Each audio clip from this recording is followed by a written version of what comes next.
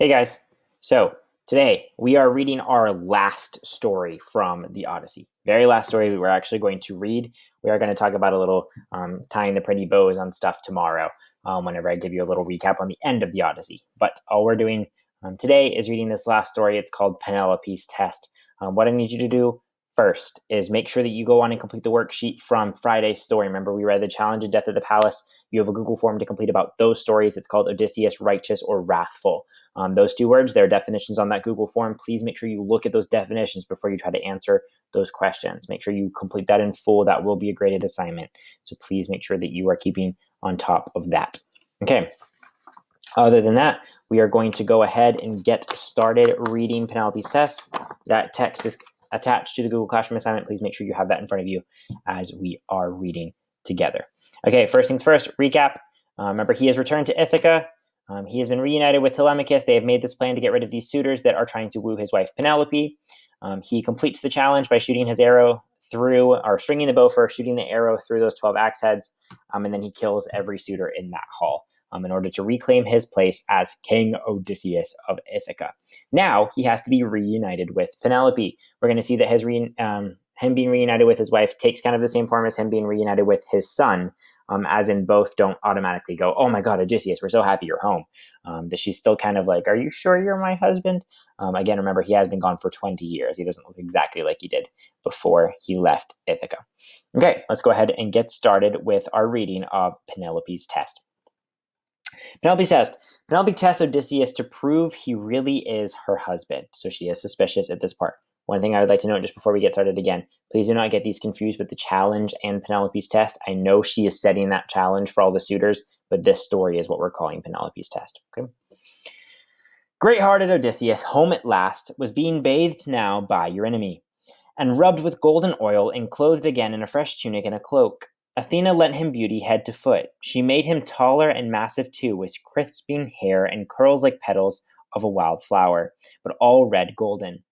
Think of gold infused on silver by a craftsman, whose fine art Hephaestus taught him, or Athena, one whose work moves to delight. Just so she lavished beauty over Odysseus' head and shoulders. He sat there in the same chair by the pillar, facing his silent wife. So Athena makes him look beautiful, a super handsome man, as he is being reunited with Penelope, and maybe in an effort to make Penelope like him a little bit more here before they are fully reunited.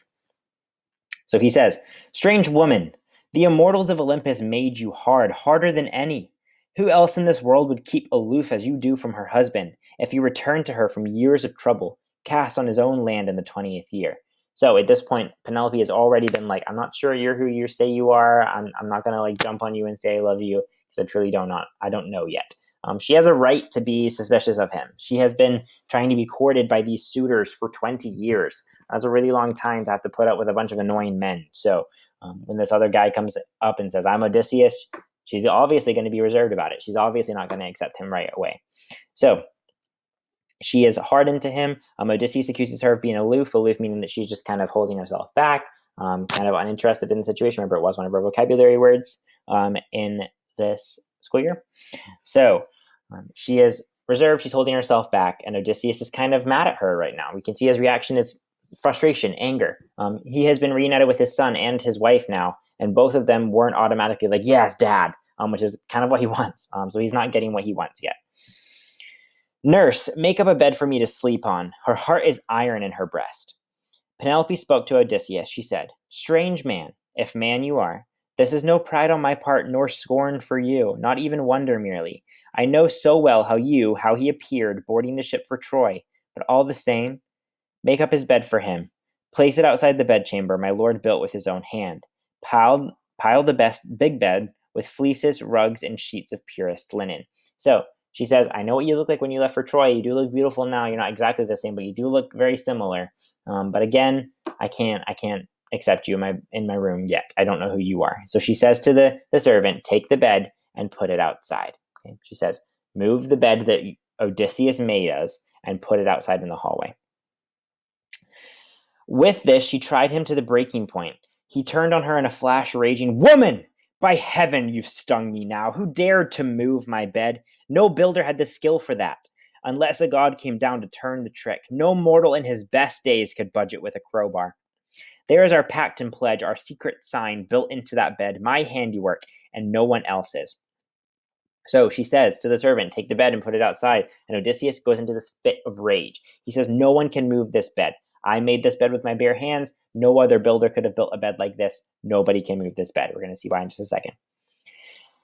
And old trunk of olive grew like a pillar on the building plot, and I laid out our bedroom round that tree, lined up the stone walls, built the walls and roof, gave it a doorway and smooth-fitting doors.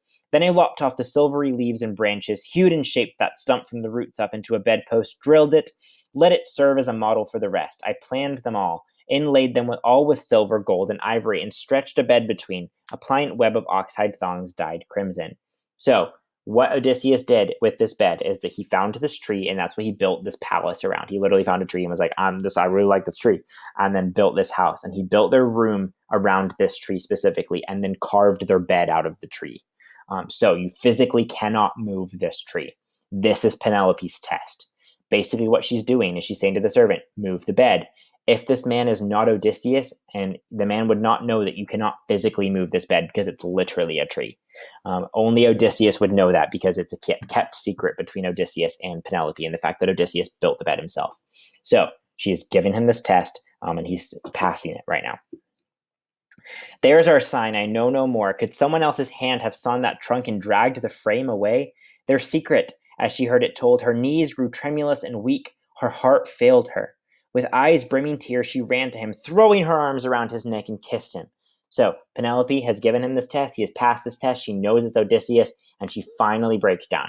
She falls onto the ground. She's crying. She drags herself to him. She runs to him. She's on top of him, kissing him. She's so happy her husband has finally returned. Kind of what we see in this image from this 20-year journey away from Ithaca. Do not rage at me, Odysseus. No one ever matched your caution. Think what difficulty the gods gave. They denied us life together in our prime and flowering years, kept us from crossing into age together. Forgive me, don't be angry. I could not welcome you with love on sight. I armed myself long ago against the frauds of men.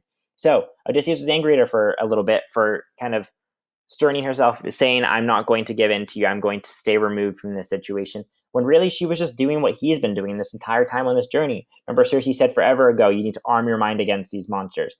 Penelope is telling him right now, I needed to arm my mind. I needed to build up this walls of fortitude so that these suitors couldn't get to me, so they couldn't convince me to marry them. So I had all of those walls that you needed to break down first before I could accept you as Odysseus. I armed myself long ago against the frauds of men, impostors who might come, and all those many whose underhanded ways bring evil on. But here and now, what sign could be so clear as this of our own bed? No other man has ever laid eyes on it, only my own slave that my father sent me as a gift. She kept our door. You make my stiff heart know that I am yours. Now from his breast into his eyes, the ache of longing mounted. He wept at last. His dear wife, clear and faithful, in his arms, longed for as the sun-warmed earth is longed for by a swimmer, spent in rough water where his ship went down under Poseidon's blows, gale winds, and tons of sea. So we have this comparison here again, this simile comparing this reunion to a swimmer who has their ship has been either blown up, it has sunk some way, and they're finally made it to land. So there is kind of this reuniting with this sun-warm land, and you're finally happy that you've made it out of the sea. That's what this reunion between Penelope and Odysseus is like. It's kind of that comparison there. And we see Odysseus cry. We see him have this moment of empathy. We never see him cry throughout this journey. And now he's finally been reunited with his wife. It's what he's wanted to this whole time, albeit he did cheat with a few women sometimes. But he finally made it back to his wife, and he is super happy to be there, so he starts crying. Few men can keep alive through a big surf to crawl, clotted with brine on kindly beaches in joy, knowing the abyss behind. And so she too rejoiced, her gaze upon her husband, her white arms around him pressed as though forever. Athena commands that peace prevail between Odysseus and the relatives of the slain suitors. Odysseus has regained his family and his kingdom. He made it home. We're done. That's the end of the Odyssey. Now, like I mentioned, where I'm going to give you a little bit of a little more detail on the very end of what happens once Odysseus has to face the repercussions for killing all of those men.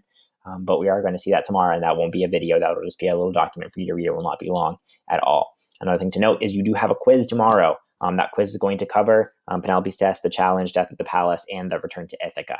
So you can use those stories on your test, on your quiz. So please make sure you're using those to answer in complete sentences with cited evidence if you want credit. on that quiz.